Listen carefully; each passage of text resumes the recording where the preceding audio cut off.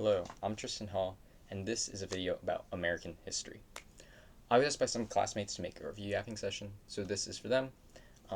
If you're watching this besides them, I guess hi.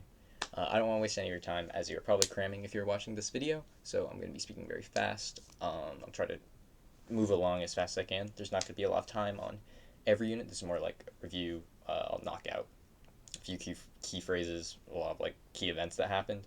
But like for a lot of the specifics, I hope you already kind of get the gist. This is just for like cramming, make sure you know everything before the test.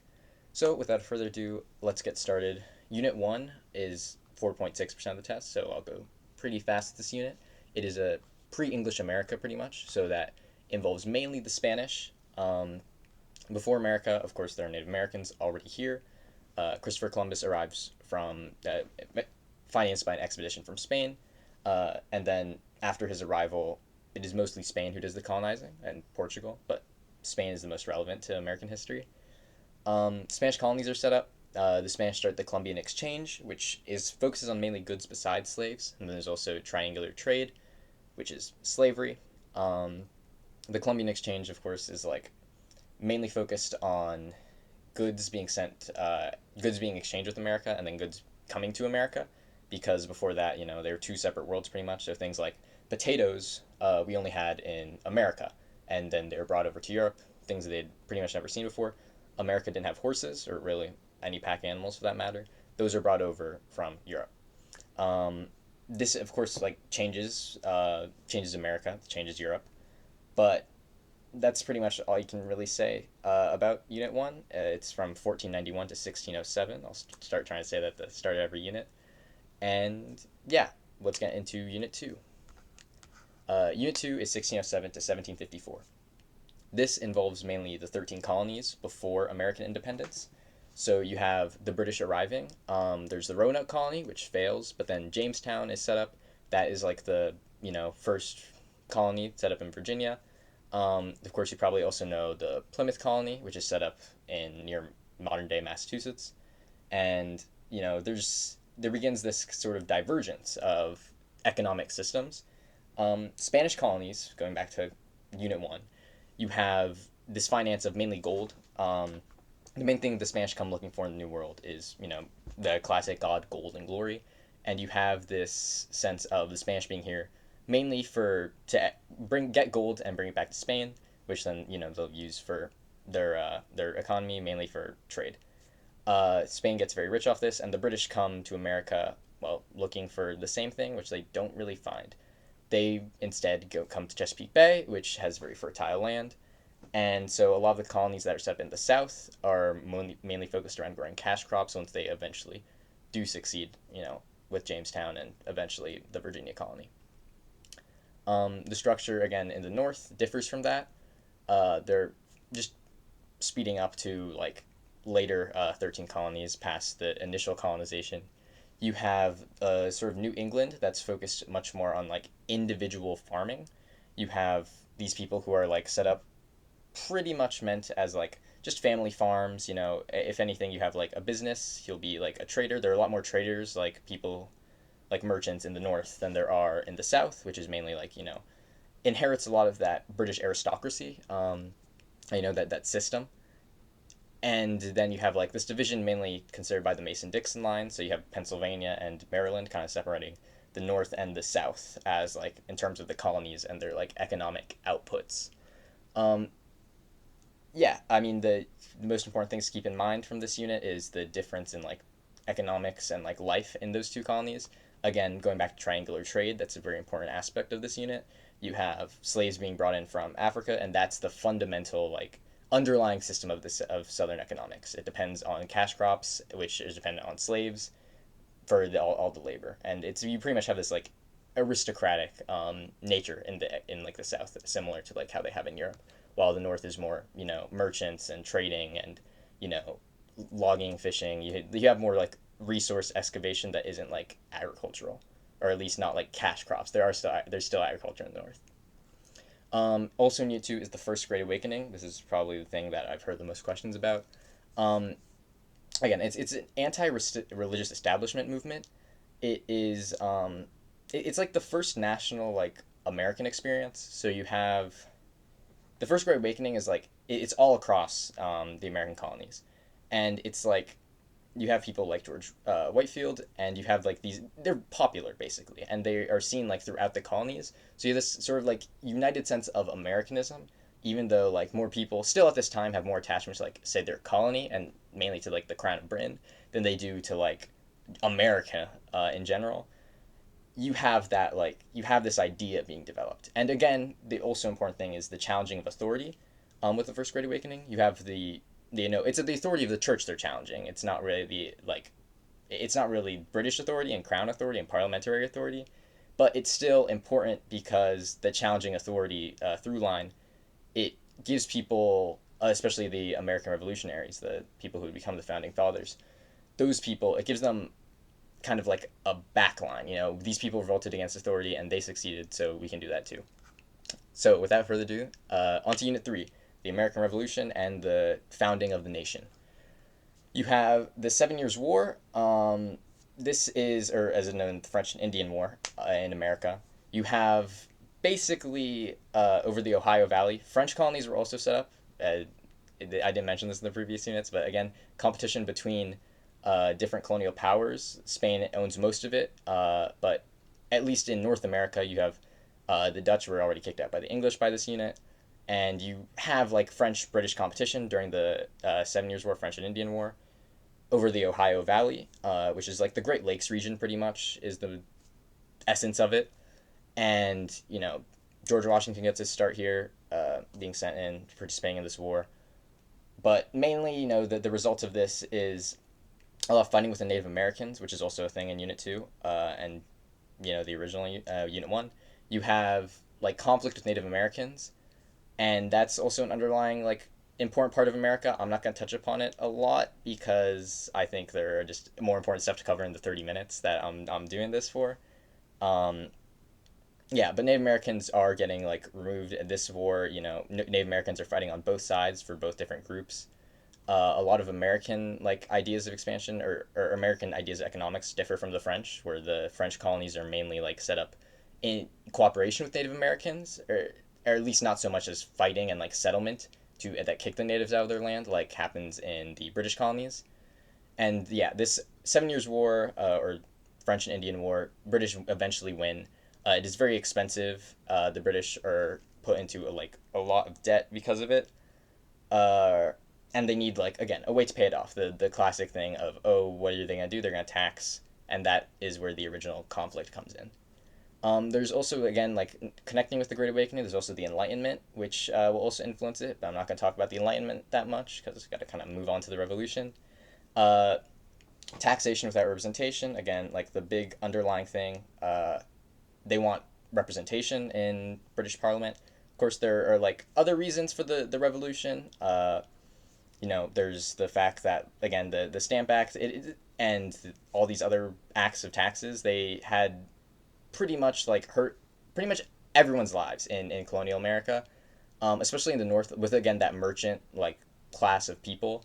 Uh, they have been greatly affected by this, and these taxes had changed like their status. Like it hurts them. They spend more money, and the standard of living of everyone in America is kind of hurt by this. You have the American Revolution, again, as stemming from tax disputes, no representation in Congress. Um, the Revolution is, I mean, it's long. It's definitely over a long period of time. It starts in 1775, if that isn't clear. The battles of Lexington and Concord are usually considered the start of the Revolutionary War, at least like in terms of battles. And that continues on till 1783 with the Treaty of Paris. Between that, there's considered a turning point at Saratoga, in which the colonists are able to beat the British in a battle in upstate New York, and that pretty much secures their chances, or at least it gives them a lot of leverage. And the French end up supporting them, the Spanish end up supporting them, the Dutch end up supporting them, and the American Revolution ends up succeeding with again the Treaty of Paris granting them territories pretty much east of the Mississippi. You have like this new American nation, at least east of the Mississippi that we think of it today, consequences of the war. Native Americans are pushed further west as the line of proclamation of 1763, which is like restricting colonial expansion to like the existing 13 colonies, or at least as we think about them in the Revolution. Uh, that's pretty much over, and then the colonies are free to expand. The existing government. Let's go to like move over from political America, Britain stuff to actual like internal politics. We have the Articles of Confederation, which is a document that pretty much binds the colonies together with a federal government that is very weak. It is one branch of government, which again is just the Continental Congress. It has really limited power to enforce its will on the states. So we get to this opening issue.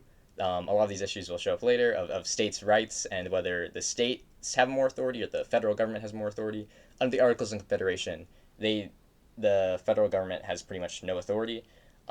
This becomes a problem in Shays' Rebellion, and the government pretty much ceases to like function due to it, because again, like America owes after the war they owe debt to Britain. They like owe debt to the people who gave them money to help win the war, and so they have this big problem of like, how do we pay this off? We don't really want to collect taxes, but we kind of have to collect taxes because following the war, this whole thing about no taxes, well, that's because taxation without representation, let's make that sort of underlying thing. So we give them representation, but we kind of still need to tax to make the country functional. That becomes like a big thing. So because the Continental Congress can't really levy taxes per se, they reform the government into the constitutional government, under the modern day U.S. Constitution, with three branches of government, inspired by a lot of like Enlightenment theory and of how to, keep government balanced and accountable to the people. You have the judicial branch, you have the legislative branch, and you have the executive branch. Legislative branch is, probably the most powerful, mainly because it can be held accountable to the people the easiest. But you also have the executive branch able to enforce laws, and the judicial branch able to determine like, do these laws follow the rules, basically.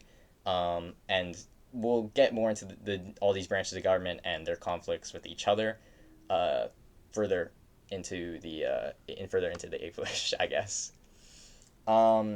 So following the Constitution, you have the election of George Washington. Again, he was the leader of the Continental Army during the war. His administration is mostly focused on this sort of like neutrality. He tries to be like bipartisan. He doesn't want to be like a lot of there starts to be a partisanship forming in the United States. You have this you have the Federalist under Hamilton, you have the Anti-Federalist under Jefferson. They're both in Washington's like cabinet. So Washington sets up this idea of like the executive having a cabinet, advisors.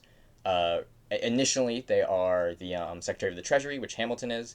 They are the Secretary of State, which is like Foreign Relations, which Jefferson is.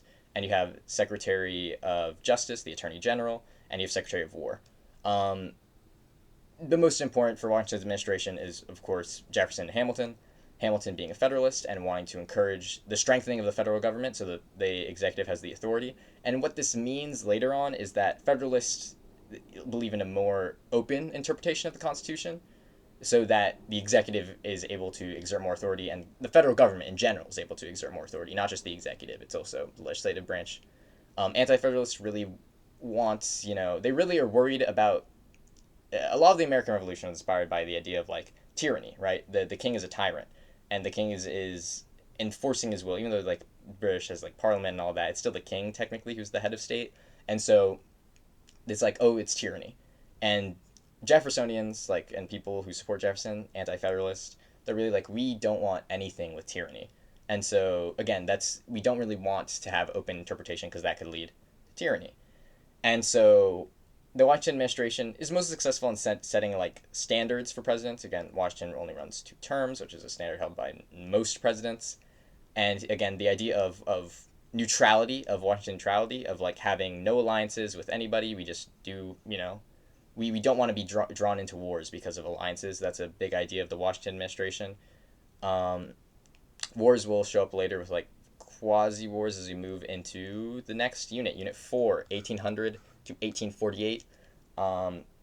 This is, again, the last unit was 10 to 17%. This one's 10 to 17%. All of these units that I'm about to talk about are 10 to 17% besides Unit 9, 1, and 2. So those 3 units are weighed slightly less, but basically the meat of it is from units 3 to 8. So on to unit 4, Jeffersonianism and antebellum. Antebellum is like pre-Civil War South.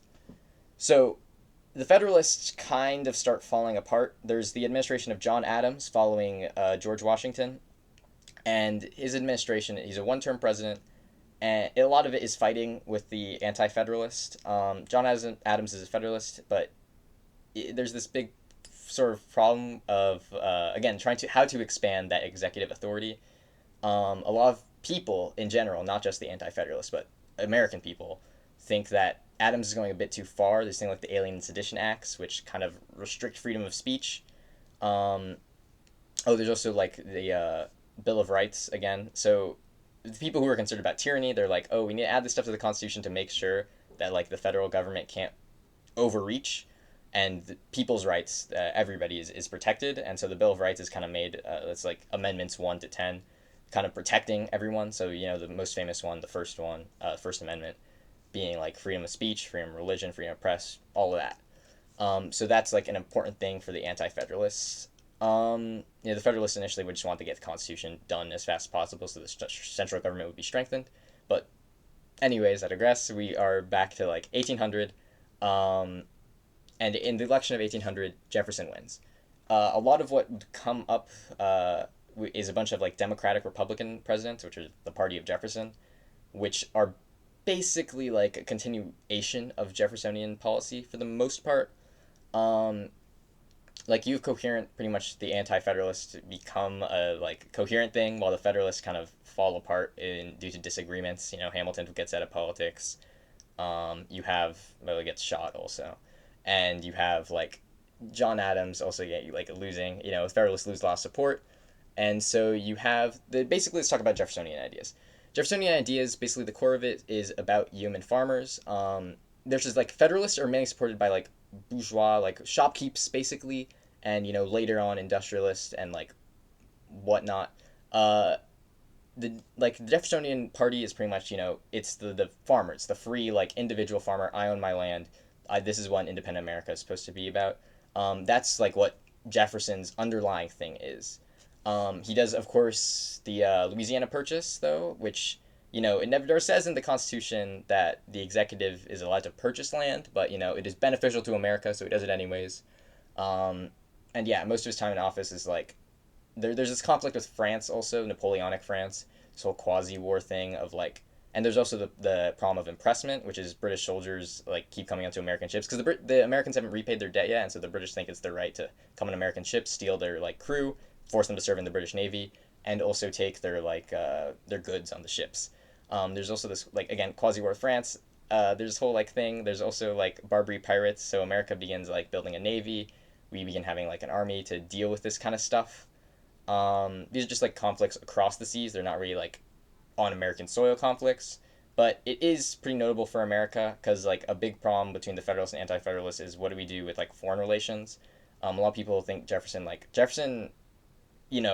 a supporter of France, and a lot of the French revolutionary ideals.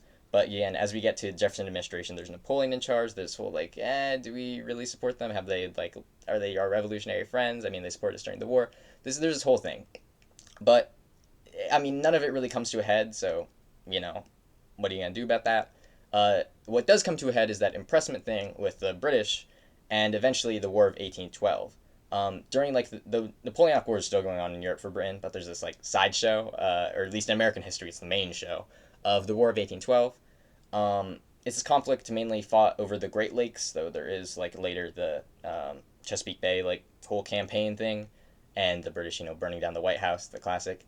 The war is not supported by the Federalists. The Federalists gain a little bit more traction during this of like, oh, we oppose this war. This kind of like we could just work this out. There's no reason to go to war over it.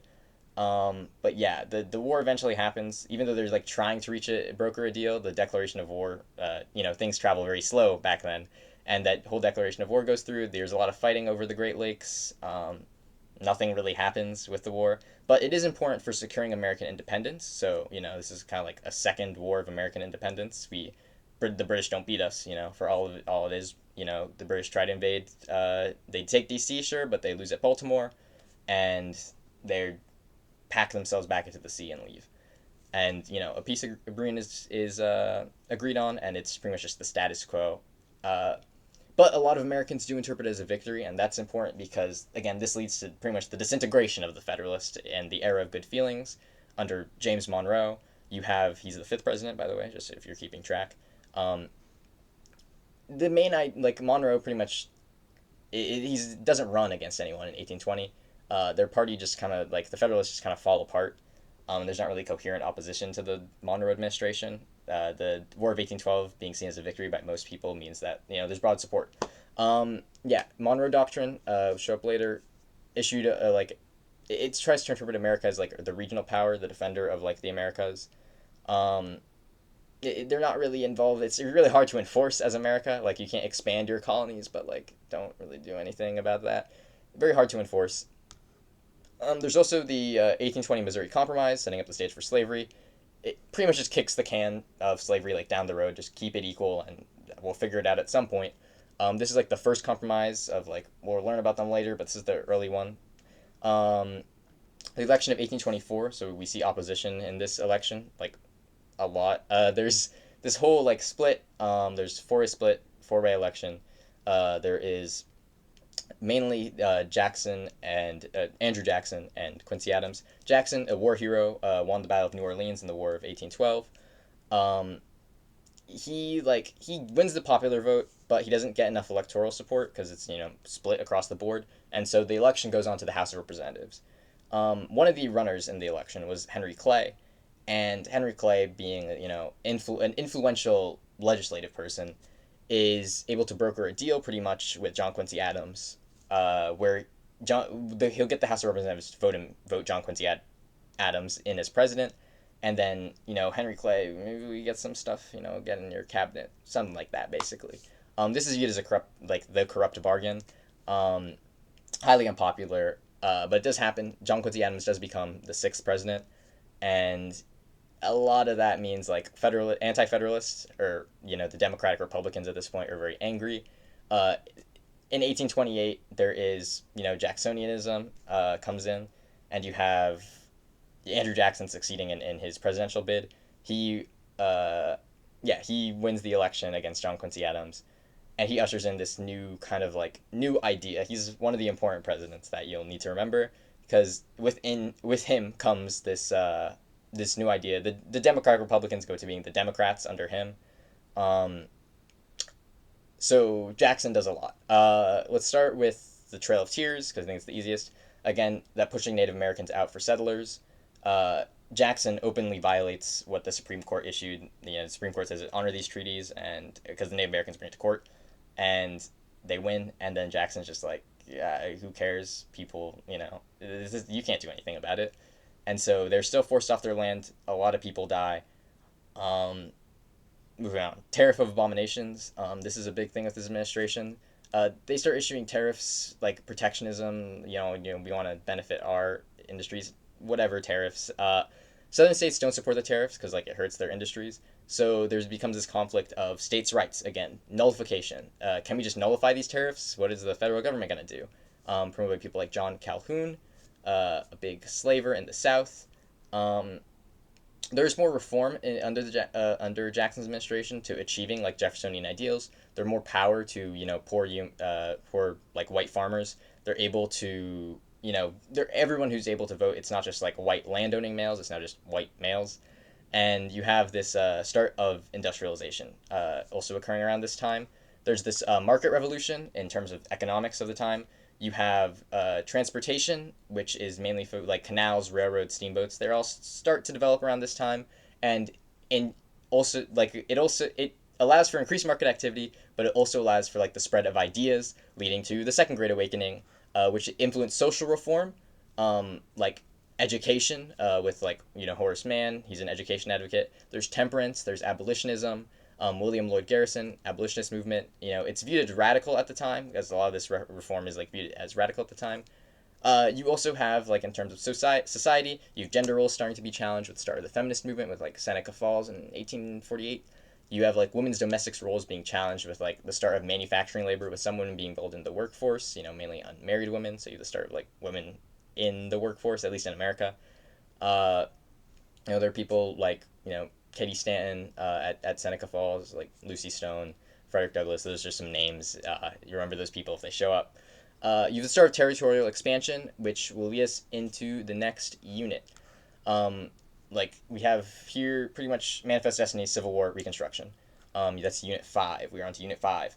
Uh, James K. Polk gets us the Mexican American War, and he gets us the Oregon Territory. Mexican American War is pretty fast.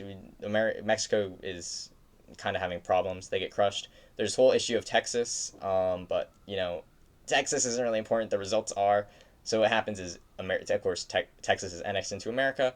The Mexican Cession happens, which gets us California, which is, the big prize. There's also get a bunch of desert. Um, Americans, they start moving west with the idea of the, Manifest Destiny being influential, but also due to, like, economic opportunity. You have ports on the Pacific now. You've traded the Pacific. It's easier to get to, like, important trading people like China and Japan. Um, Eventually, the gold rush comes in and provides, like, California this big population boost compared to what had just existed from, like, the trading ports that were set up. And there's also later the Homestead Act, which I'll talk more about later, following that Jeffersonian idea of getting people out there, getting people their own independent farm. There's also the nativist movement, talking about society against, like, immigrants, especially Irish immigrants, Catholics, don't like them.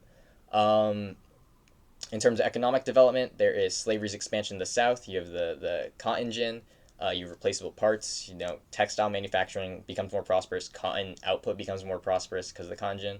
So you have the harvesting of cotton and what cotton is used for being more profitable, which greatly benefits the South, and it contributes to the institution of slavery being prolonged. It also means more people are advocating to protect slavery.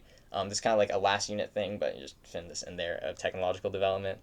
Um, States' rights, this is the big defining issue of the Civil War and slavery. And federal government versus states, you have the free soil movement, which is like anti-slavery. It's not as radical as abolition, like within the South, but basically slavery shouldn't be expanded to the West. It should just be contained. You have the Compromise of 1850. Let's get through all these compromises. Stephen Douglas is the big broker. You probably know him for the election of 1860 and also Lincoln. He's very influential at the time, and basically the compromise just overrides like the Missouri Compromise of like no slavery this line. California is allowed to be a free state even though it's below the line. New Mexico and Utah can decide on slavery through popular sovereignty. It establishes a stronger like Fugitive Slave Act and also abolishes the slave trade in D.C. That's just what it does. California statehood of 1850 is mainly fueled by like those 49ers, the movement of people to go to the gold fields in California, and that helps its statehood case, which eventually leads to its compromise. Important thing about the Compromise of 1850 is it de-radicalizes abolitionism. Like abolition prior to that, most people Northerners like they didn't really care. It didn't really involve them. But like with the stronger Fugitive Slave Act, it began to be witnessed more by like just people being drawn from their communities because like escaped slave, well gotta take him back even when again some of the times wasn't really true. Uncle Tom's Cabin, an influential book, also helps the movement of abolition. Just expose the horrors of slavery and then get more people upset about it. Kansas-Nebraska Act, 1854. Yeah, like eventually, basically, Kansas-Nebraska, there's this idea of popular sovereignty, which Stephen Douglas advocated and gets him in trouble later. Um, there is like this idea of like, people in the state should be allowed to decide whether they want slavery, whether they don't want slavery, and so Kansas-Nebraska, besides the fact like they're above the line, they can still get popular sovereignty. It just leads to more divisiveness, though. Like, it's not really what it wants to achieve, though people in Congress support it. In actuality, it doesn't really work out. You have this bloody Kansas where people just move into Kansas to over like political reasons, vote for slavery, don't vote for slavery. John Brown starts his terrorism, activism, whatever you want to call it, in Kansas for the most part. He just kills a bunch of slave people, and he gets out, scot free. For the most part in Kansas. He will not get out later in Harper's Ferry. But this violence kind of like is a prelude to the Civil War. Another instance of violence preluding the Civil War. 1856, you have the beating of Charles Sumner, who is an abolitionist. He makes this speech in Congress, basically making fun of the other senator and, ridiculing him for slavery. And also, a speech impediment, but whatever. Preston Brooks, another senator from South Carolina, just canes Charles Sumner, beats him in the head. with a cane, and Charles Sumner suffers brain damage and has to like it takes him years to recover. And people like are absolutely fine with this. People are like, oh, damn, like people from the north like, damn, you shouldn't do that. Why is he punished? And then people from the south are like, send him more canes. Dred Scott, this is important. 1857, the Dred Scott case proclaims slaves can't sue because they aren't citizens. That's Dred Scott. Some background to the case. Dred Scott is in the north. His owner dies, and then he's like, oh, I should be able to be free, right? I'm in a northern state, and so he sues. And it goes to the Supreme Court, and the Supreme Court says, well, slaves can't sue; they aren't citizens. This is eventually reversed by Reconstruction amendments once we get there. Dred Scott angers Northerners because it means that slavery is pretty much legal anywhere.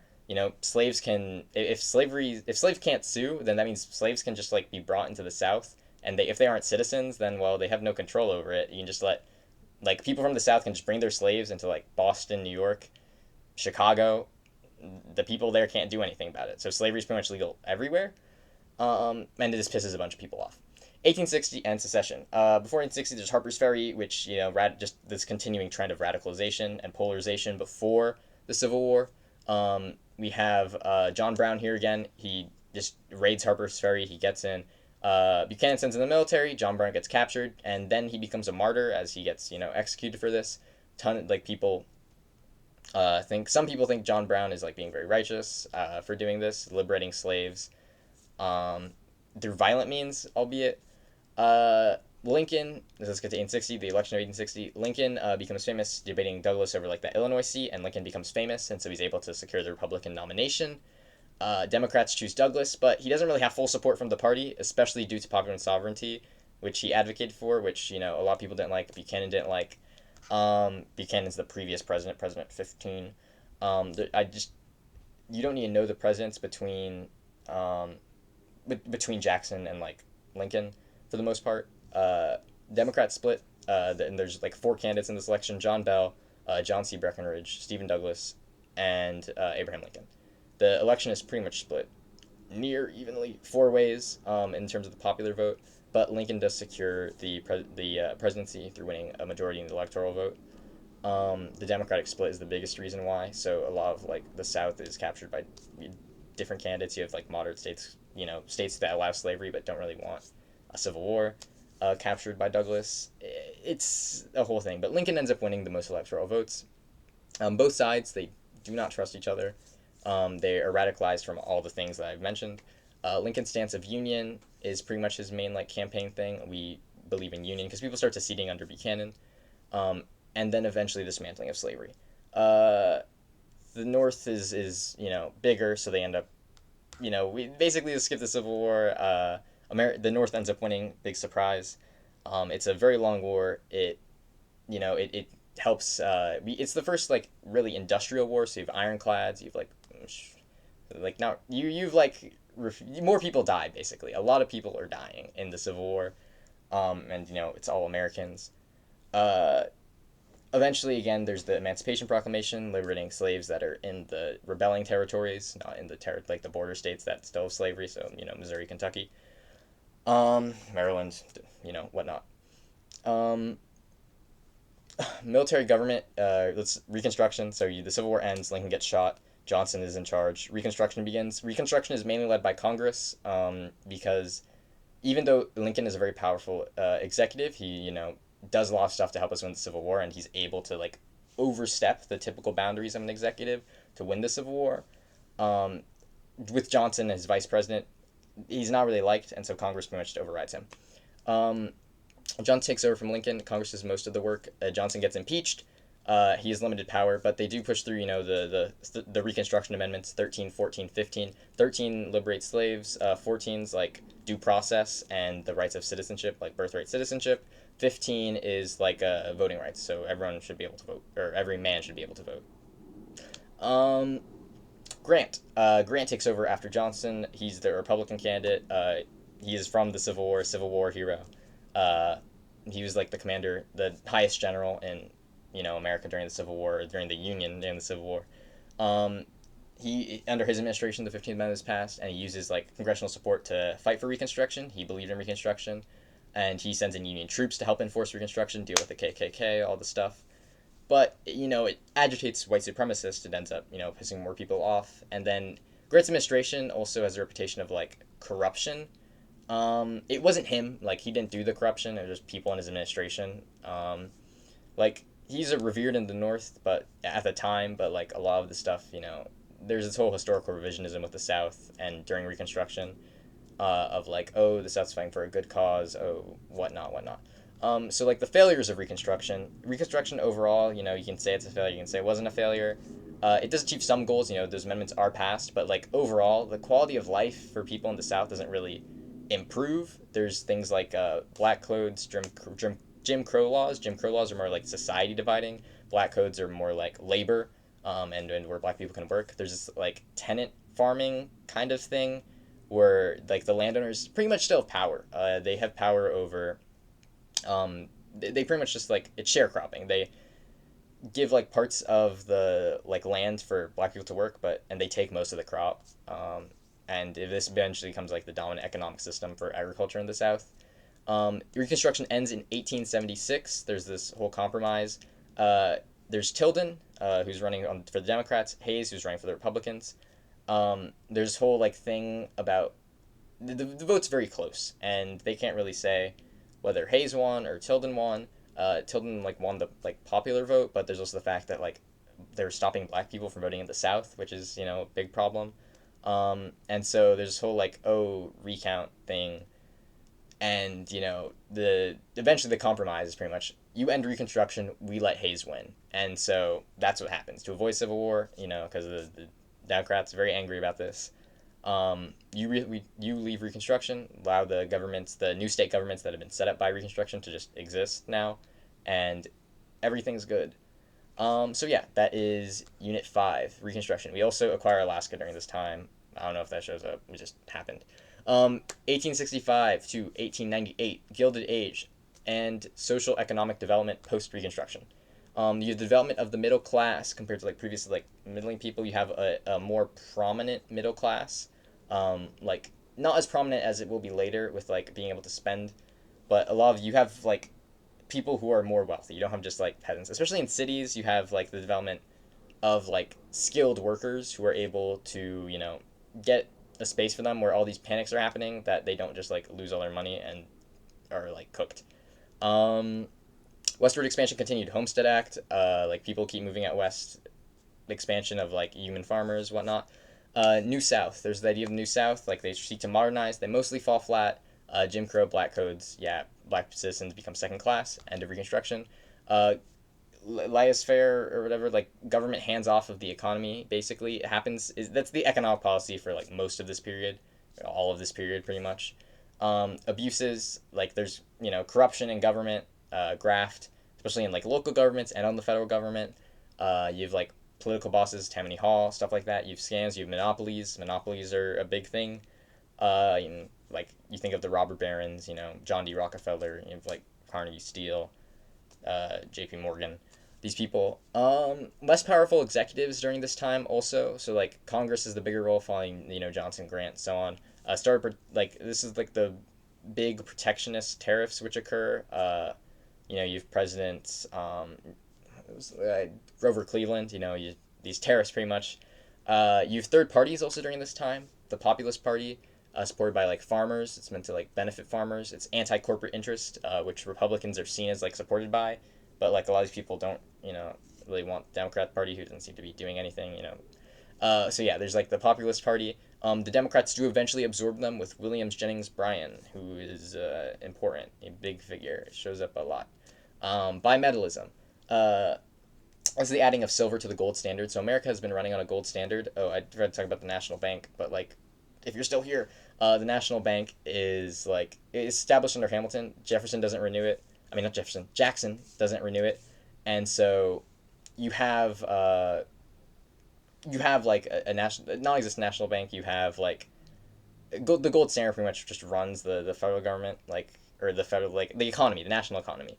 The mint still manufactures this stuff, but if you want to trade in money, you can trade in for like gold. That's what it's tied to. Bimetallism adds silver to the gold standard because like there's a lot of gold in the world, but there's also like there's more silver. So if we add silver, then people were able to spend more. this whole thing of gold standard making like money valuable, blah blah blah, money bimetallism, gold bad, basically gold bad. We want silver as well. William Jennings Bryan absorbs the third party, the populist, by kind of taking up that bimetallism position into the Democratic Party.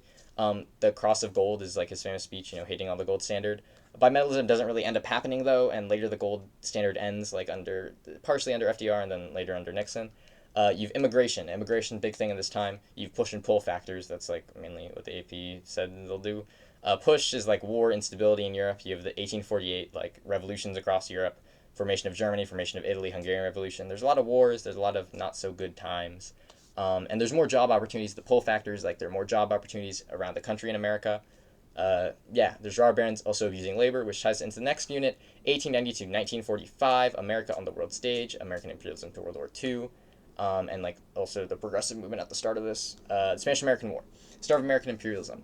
We overthrow the Hawaiian government in 1898, American imperialism in Hawaii, so we take over the Hawaiian government.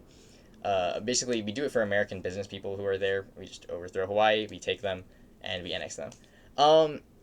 McKinley is president during this time. 1898, there's the Spanish-American War. We go to war with Spain. Why? Over the Maine. And the census newspapers, which kind of like support the Maine. The Maine, most people say now, is like probably an accident. The USS Maine is an American ship blown up in Havana Harbor. Why? Probably not the Spanish, but the media blames Spain. And so to war we go. McKinley tells Congress, go to war. Congress declares war. War is a clean sweep, pretty much. We take the Philippines, we take Cuba, we take Puerto Rico. And so, yeah, we like win very nice clean war, supposedly. There's a lot of sickness and a lot of people die. But Teddy Roosevelt, let's start talking about him. He was Assistant Secretary of the Navy. He goes to Cuba. He resigns from his government position. He goes to Cuba, Rough Riders, blah, blah, blah. Fights, becomes war hero, becomes governor of New York, blah, blah, blah. But it's important because this war hero stuff and governor of New York ends him up in the VP. People in New York do not like him because he's, too progressive. The party don't like this guy. So he becomes VP for McKinley, so he doesn't do anything in 1900. This is important because McKinley dies. Oh, and also type the Spanish-American War. We just take the stuff. Cuba gets independence later, but we kind of just influence them. Philippines we just acquire until like World War II, and then Puerto Rico we still own. So yay. Roosevelt takes power after McKinley gets shot by an anarchist. Don't shake people's anarchist hands, I guess. I don't know. Roosevelt takes power. He is like the Roosevelt big interventionist guy, takes Panama Canal, progressive also. The progressive thing is probably the most important for the AP. Also the Panama Canal, which he acquires, I mentioned that. Helps Panama get their independence and then buys the canal. Teddy Roosevelt, progressive movement. Basically a response to like the abuses of the lower middle class by robber barons. Business people like across America, especially in railroads, are like getting cooked by these people who have a lot of money, and they buy out the competition, and you pretty much just make business uncompetitive, which is a big bad thing. Muckrakers. So journalism takes a big role at this time. You have the History of Standard Oil by Ida Tarbell, one of them. The breakup of Standard Oil will eventually happen. There's Sherman Antitrust Act. Eventually it gets like more powerful, and there's support from Congress, and eventually Standard Oil is broken up. A lot of those people are paid off by Rockefeller, and so you have like this, it's slow, but it happens, and then eventually Standard Oil is broken up to the benefit of John D. Rockefeller. Of course, he makes bank off of this, but it's to encourage business competition. Of course, that competition doesn't necessarily arise, but monopoly stops for the most part. Everything good. Moving on, meatpacking industry, also progressive movement. Upton Sinclair, The Jungle. You have like, it's originally aimed at labor conditions, but the main result of it is the FDA, which, still good. Make sure that, companies are like not just putting like chalk into milk, or I don't know, just putting whatever in sausage. Like, make sure meat is safe, food is safe, and people care about this, especially the middle class who are buying meat. Poor people, what can you say? Unions begin, like unions, big union activity during these times, during the progressive era. You have more like rights of labor, you have more strikes, which are fun, big thing. Mexican migration due to like the Mexican Civil War in like the 1910s. You have more like another progressive movement is like feminism. over the 20th century. It started like, I mean, feminism began with Seneca Falls, but also continuing into now. You've like Susan B. Anthony, that's the famous one.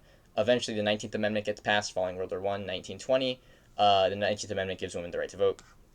World War One, first American neutrality, strict like isolationism, which is going back to Washington. That's the general policy. Germans attack through unrestricted submarine warfare. They sink American ships. Sinking of the Lusitania is important. Then the Zimmerman telegram, which is like Germany sends something to Mexico. Hey, Mexico, want to join World War One? Mexico goes no because I mean they're having a civil war. But still, America's like yo uncool, and they go to war. Before that they were pretty much just selling to the Entente, not Central Powers because like the British were blockading Germany, so they were making a ton of money off the war. But anyways, America comes in with the goal of like peace, peace without victors, promoted by Wilson, which is like the idea. Wilson is pretty much like he believes in like morality for diplomacy. There's like be good. Yeah, so self determination is the big thing. Like with Europeans, every group should have their own country. Ethnic groups should have their own country. Concedes to like Entente powers in Versailles though, so he doesn't really get what he wants, and also he doesn't get what he wants in the sense of he comes home and like he gets sick and he isn't able to like Congress doesn't really support the League of Nations because a lot of them feel like the executive isn't in the power to go over to Europe and negotiate on our behalf. Like shouldn't we pick who negotiates? And since Wilson negotiated most of this, the America just ignores it, or at least Congress just ignores it, and that pretty much kills it on sight, which is the League of Nations. Yeah, doesn't happen. America isn't involved in it. It does happen. America just isn't in it, which is kind of a big problem because America is big, strong, especially after this. There's propaganda during World War One. Propaganda. Progressive movement slows a little during this, but women do get rights eventually. And economic interventionism, which is like the government intervenes more in the economy, occurs to a greater degree because they need it to like fight the war. But after the war, there was a return to isolationism and like hands off the economy to a big degree. There's the Red Scare, fear of immigrants spreading socialist communist ideas as a result of the Russian Civil War, and communist Russia winning Civil War. Socialist Party under Eugene Debs exists with moderate support. He goes to jail for the Sedition Act and goes to jail for like 10 years, still running, but like he still runs for elections. He still has like this base for support. Economic prosperity during the 1920s. 1920s leads to the rise of like consumerism on a mass scale because like people have more money, so they're able to spend more. But also they're able to spend more because of this thing called credit. So banks, they give out more money for people to like buy things, especially like short-term credit. So like say you want to like buy I don't know, a refrigerator because you need it for your business. You can sell more stuff if you buy the refrigerator, but you don't have the money, you don't have the actual capital for it. Credit gives you the ability to take out that money to buy it, so you have it now and you can make more money and then you pay that back with a little interest. So everyone is happy, everyone make money, economy more productive, and that's how like how loans existed in the first place. But it allows loans on a smaller scale, which is good for everyday people, if you don't overdo it. But yeah, so like Klarna and all that stuff, Forepay, I mean, like, side tangent, not important. Moving on.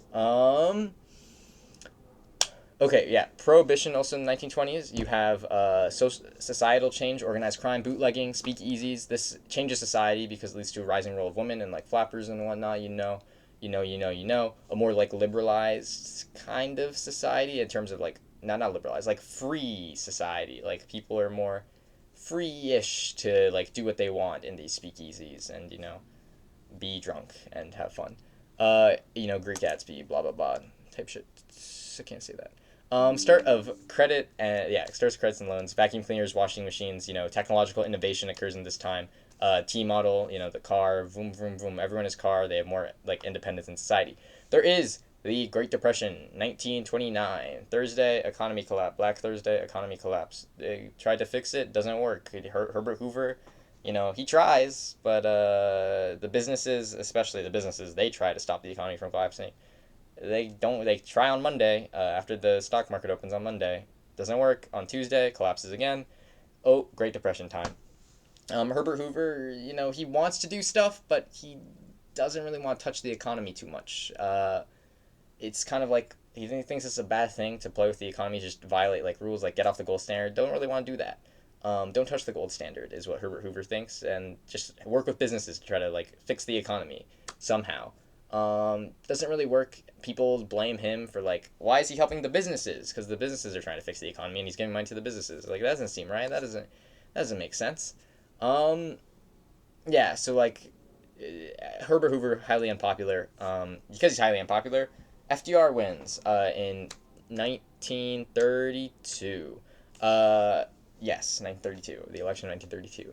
FDR, he has a different approach. Herbert Hoover doesn't really want to touch the things. FDR is willing to touch everything.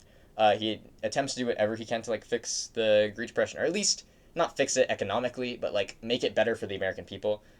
He's like fireside chats, which he's most famous for, to like communicate problems with the public. Bank crisis is dealt with first. You know, we want to rebuild public confidence in American financial systems. Good neighbor policy with Latin America. Encourage good relations with Latin America to help us. You know, we want to be good. We want good stuff. There's like with a good neighbor policy, there's the nationalization of oil companies in Mexico, and FDR doesn't intervene. He's just like cool, and this builds a lot of like trust with people in Latin America. They're like, oh wow, America isn't gonna come and wreck us for once. New Deal. That was like kind of side tangent. New Deal. You have like all these pretty much reform again, like dealing with the bank crisis, building back that public confidence through communication, but also like actual change. You know, the FDIC. You have like all these programs that are pretty much meant to make lives better for Americans, and not necessarily like alleviate the crisis, but make Americans feel better and like have jobs and feel like and be able to provide for themselves, like they're not starving. That's important. FDIC insures banks, make sure they have make sure people have faith preventing and it helps prevent the bank crisis ever happening again. Because like the federal government will ensure you that if this bank fails, your money is still safe up to $250,000 today, which is probably enough. Don't invest more than that in a bank, or don't I guess not invest, just don't put it more than that in a bank. You have like all these three-letter agencies, WPA, Works Progress Administration, get people jobs, fill in these like shovel-ready projects that have been planned. They just need funding and they need workers. And hey, we have a bunch of unemployed people. Send them there, get them to work. We have the money. We'll give you the money. Go get these people a job. Tennessee Valley Authority, again, more of like these programs building jobs. You have like, employs people building dams. So this is kind of a continuation. This is kind of like what Herbert Hoover's doing also. They have like Hoover Dam. You have like these big projects, but this is on like a much wider scale and much more organized in all these like three-letter organizations. You have the SSB, the Social Security Board, which later becomes the Social Security Administration, but still exists today. Social Security, what can you say? Helps provide for old people. Make sure old people aren't starving in the streets. That is important. Doesn't completely fix the Depression, but yeah, it makes people feel better about themselves. But the Depression really ends with the start of World War II. There's the World War II. A lot of stuff happens. I don't really have time. Like if you can tell, we haven't been really spending a lot of time on the battles because I'm trying to get this go as fast as possible. But it's already been like a long time. It seems like. Americans make profit off the war like in World War One. At first neutral, but like Pearl Harbor is the big event that brings us to war. A day of infamy. December 7th, 1941. That's what Roosevelt said. America goes into mobilization. He fights in the Pacific. Not Roosevelt himself, but America fights in the Pacific before going over to Europe. I mean, they focus on the Pacific because Japan had taken all this stuff really, really fast. America decides to nuke Japan at the end, which becomes relevant in the Cold War. There's the Potsdam Conference, kind of divides Europe. At the start of the Cold War, Harry Truman is in charge. He takes over after FDR dies in office, because FDR has been suffering from like polio from like ages. Good on him. But he dies. Harry Truman takes power. Iron Curtain starts with Harry Truman, not because of Harry Truman, but Soviets like got half of Europe because of the Potsdam Conference. Whatever. Iron Curtain exists across the continent, east, west. I don't know which side that is, but whatever. Marshall Plan. You give aid to Western Europe. We try to alleviate like this war-torn Europe. We try to help them develop their own economies. Like we just give them money pretty much, and people think good idea. Good on you, Marshall.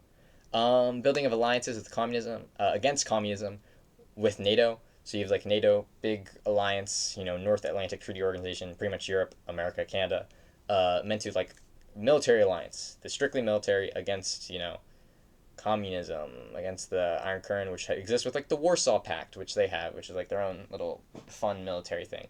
There's the start of the Korean War and intervention. There's whole like, the war in Korea pretty much starts under Harry Truman. The first like real head to head, so communism versus freedom and capitalism in America. The Soviets are very like also with the Warsaw Pact. They're also like very domineering. Like it's not like gonna like with the West. You kind of like these countries are free to like do what they want. France just ignores America sometimes. They like in Eastern Europe it's different. Everyone is just pretty much the Soviet Union is like controlling these people's governments for the the most part. and they just suppress every revolt, which we see later with like Hungarian Revolution, and like all these movements again that try to go against Russia, and then Russia goes, no, you can't do that. There's nuclear arms race that starts under Truman, using the bomb on Japan without clearly informing Stalin. There's a lot of distrust between Russia and the U.S., who were once allies but now are enemies by this time. Soviet spies steal the bomb. There's the development of hydrogen bombs, which are bombs that are bigger.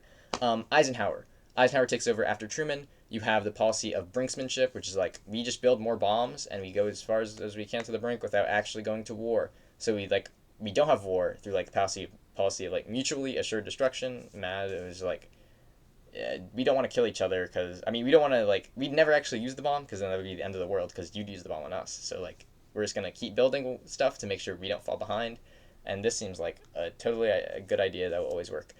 He builds interstate highways to transport troops. Cool. Brown versus Board of Education. Eisenhower sends the National Guard to Little Rock 9. This kind of goes back again, states' rights reference in 1950, which will be a lot more mentioned during the Civil Rights Movement that we will get to very shortly, and this is involved in. Basically, Little Rock, like Brown versus Board, desegregates schools, but the South is like, we still don't want, even though you said that, we still don't feel like it, and so the national, like the military sent in to fight the national, or like the actual military, federal one is sent in to like stop the like people who are stopping the kids from going to school, which is the state's like National Guard or whatever. Whatever. Red Scare 2, Electric Boogaloo. Communism pops up like more around the world. China, Vietnam. Idea of like dominoes of, oh, they're all falling. And more communism everywhere. And there's like this big distrust at home, because why are we losing the Cold War? Communism pops up more and more around the world. China, Vietnam, fears of communism in the Americas. There's more CIA activity in these countries under Eisenhower, especially in like Latin America. Go back on that good neighbor. We could be a bad neighbor now. Red Scare, government officials led by like McCarthy, who leads a purge of like officials who are supposedly communist. He eventually supports these hearings being broadcasted on TV and kind of falling apart. Cuban Missile Crisis. 1959, Cuban government overthrown by Fidel Castro. There is like again, you have like anti-American sentiment in Cuba because like we've been manipulating their politics for ages. We just can kind of like, oh, if you support America, you're cool with us. Crisis starts as like Soviet support for Cuba starts. We embargo Cuba, which seems an act of war, which only makes things worse. Russia puts missiles in Cuba. Crisis results through Americans agreeing not to invade Cuba, and then we remove missiles from Turkey. Bay of Pigs, that also happened in between that. So like America tried to invade them and didn't work. It was kind of sad. It was like planned by Eisenhower, approved by Kennedy, happened under Kennedy. Didn't work. Kennedy is shot in 1963 in Dallas. Lee Harvey Oswald did that. Johnson takes over. Yeah, he's a big congressman. Lyndon B. Johnson, not the other Johnson, Andrew one. He leverages support for the Civil Rights Movement. Civil Rights Act of 1964 gives equality to everyone in America and makes it enforceable. He leverages, like, again, Kennedy's death to get that support for this act. He's also been in Congress for a long time, so that makes it easier to get that support. 1965, next year, Voting Rights Act. There's, like, the big civil rights movement. You have people like Malcolm X. You have people like Martin Luther King, who are, like, supporting this movement. Yeah, anyways, Vietnam, Gulf of Tonkin resolution. America will now send stuff to Vietnam to stop the South Vietnamese from falling. So we do, and a lot of people die, and a lot of people are not happy about this, because there's a draft that is eventually introduced, and it is highly unpopular, but Johnson leaves in 1968. 1968 is bad year. 1968, there's like a Democratic convention. Martin Luther King Jr. gets shot. RFK, who is running to be the Democratic nominee, he gets shot when he's about to like win the nomination, kind of. I mean, he like wins the primary in like California, and then he gets shot. Very sad. People are very upset, of course, because he was like, RFK was kind of like as a candidate, he was like, he had support from much more like liberal and diverse groups of the party, and compared to like Hubert Humphrey and the other people who were running against him. But, they're still liberal. The other people are still liberal, but, people are still upset. Hubert Humphrey eventually loses to Nixon in a close election. Nixon, as president, is kind of like a response to the kind of like counterculture and the like civil disobedience, pretty much, of the 1960s. That was inspired by, like, again, civil rights and, like, Vietnam protest, all that. Uh, this kind of like a response for the most part. Like Nixon, the people who are voting for Nixon are like, we don't like this instability. Um, Vietnam War, as Nixon takes over, it's in its height. There's also the Kent State shooting, which happened to Nixon, in which like to a large degree, civil it's like it. There's an outcry like in the short term, but in the long term, like civil disobedience stops in like for the most part. It's also with the civil rights movement and like Martin Luther King Jr. getting shot. There's this big outcry, and then it kind of fades away. Um, yeah, there's alienating foreign policy under Nixon with Kissinger. There's an opening of relations with China to kind of like use China against Russia. That's kind of like a lot of this was practical, like not necessarily humanitarian, like foreign diplomacy. He's a law and order president. So at least he campaigns on. He seeks to get like away from the instability again. We want to withdraw from Vietnam, like peace with honor. But that doesn't really happen because the Vietnamese want to win. We start bombing. So basically, we take these ground troops that we sent under Johnson, we take them out, and replace them with like just gonna bomb them from the air.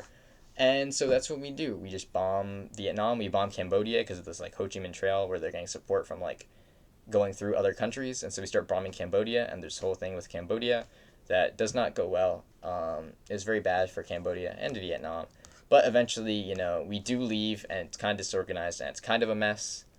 And Saigon falls, which is like in South Vietnam, and then it's over. The North Vietnamese win, and Vietnam is one country today, ruled by communism, kind of.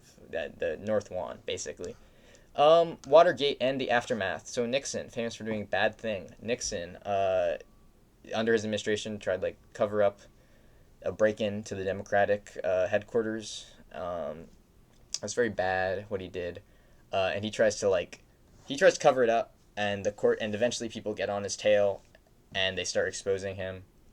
His administration generally was kind of corrupt, but like, yeah, there's this whole like he doesn't want to show the evidence because he's like recording, he was recording stuff in the Oval Office, and he was kind of incriminating himself, but he didn't want to,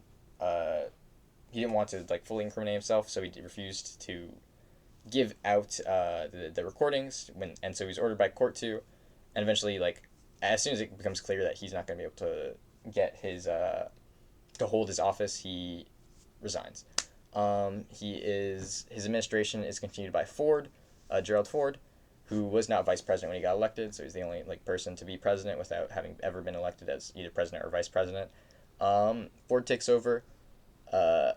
He pretty much, a lot of people don't trust him, but he tries to like fix the mess that is Watergate, or not really like fix it. He fixed the aftermath of Watergate. After him, Carter gets elected, Jimmy Carter.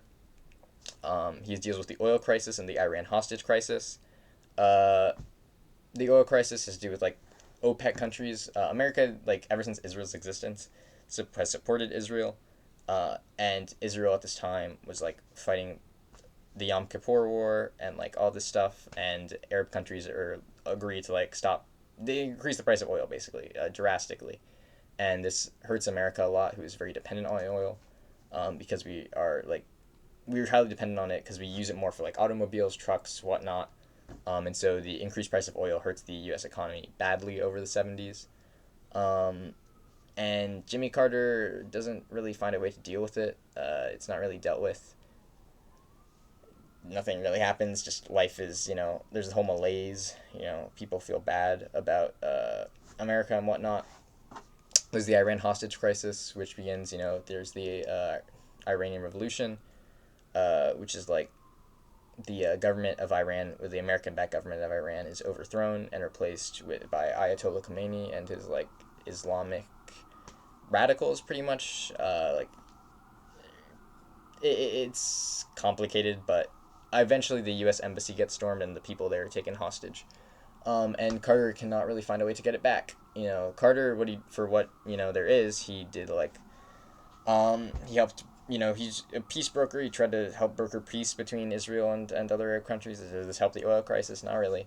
Nicaragua, speaking of like Latin America, also becomes like communist during this time under the like Sandinistas and like the like socialist interests of the country. There's like socialist government. Takes over Nicaragua, and like Americans are unhappy because they feel like Jimmy Carter is just like losing us the Cold War, And so, Unit 9, final unit, which should be fast because it's been long. You've 1980s to the present. You've Reagan to Bush. You have the Reagan administration. The Iran Contra. I mean, not the Iran Contra affair. The Iran hostage crisis ends. You have the hostages pretty much come back. The deal is pretty much brokered between Iran and America. It ends pretty much as soon as Reagan comes into office, and he's like pretty popular at the start. You've like this idea of like uh, Reaganomics. So like to a large degree, the economic model following World War II is based on like at least domestically is like consumerism, and you have like as people have more money, as households have more money, they're able to spend more, and that is pretty much how the American economy continues to grow. Um, like okay, to Reagan, we have Reaganomics, of course. Like he gives money to the rich, it's supposed to trickle down. Does it do this? Not really. It's mostly ineffectual. Just increases wealth inequality. But benefits rich people. Who, and the economy does grow over the 1980s. There's the Iran Contra affair under Reagan. Like this is just high treason that his administration commits. He just violates the Boland Amendment which is by Congress, which is like don't send stuff to the Contras who are fighting the Sandinistas in Nicaragua. Um, and so yeah, he just ignores it by selling weapons to Iran, who then gives the proceeds to the Contras. Um, giving money to people who cause that hostage. I mean, giving weapons to the people who cause the hostage crisis, not a very good idea. Giving money to people Congress explicitly told you not to give money to, also a bad idea. Undermines his presidency. He doesn't lose office from this. It gets dealt with by his administration. Lose him a lot of support, and does undermine his presidency to a great deal, but it doesn't get him impeached. People don't want that instability again. Bush first, the HW, the George H.W. Bush. Um, the end of the Cold War happens under him. There's this whole detente. While America was, having fun with Reagan, Reagan did spend more on the military. He runs this big budget deficit. As he like cuts social programs at the same time, he spends more on the military, like a lot more, and Russia just can't compete. Like they invade Afghanistan, but like the economy starts stagnating. Gorbachev comes to office and he's like, I'm gonna try to liberalize the country, but it goes too far, and the Soviet Union, poof, Berlin Wall falls. Gorbachev is challenged by Iran to like tear down the wall, and the wall eventually falls because they can't really enforce anything, and people start slowly leaving the Russian sphere of influence. Bush presides over this. There's detente. He promises not to raise taxes. Read my lips, no new taxes.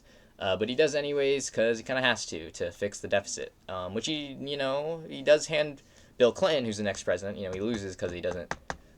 He does raise those taxes, and be like, wow, that's went back on a campaign promise. That's kind of fake. But it does lead to Bill Clinton inheriting a pretty good economy, or a pretty good like fixing of the deficit, which does happen, and we don't run deficits in the 90s. Big win. Bill Clinton's like the first like baby boomer to be president. First one like didn't fight in World War II. All those people before him did fight in World War II since Eisenhower.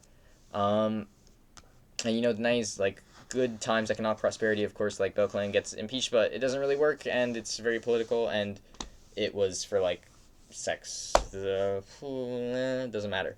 So yeah, Bill Clinton, good economy. There. Also with previous Bush, there's the Gulf War. So we have like intervention in the Middle East, which becomes the big thing with the new with the very last unit, kind of like the Middle East becomes our big problem after the Soviets fall. Bush v. Gore. Bush wins. This is George W. Bush.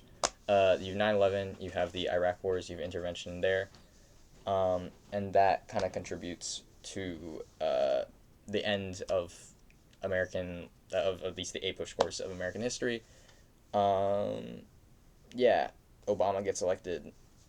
Cool, that's it. Yeah, so this is based off just some final notes. This is based off like class notes and like background knowledge. If you have any questions, you can like ask, I guess, in the like whatever, message me, comment, whatever.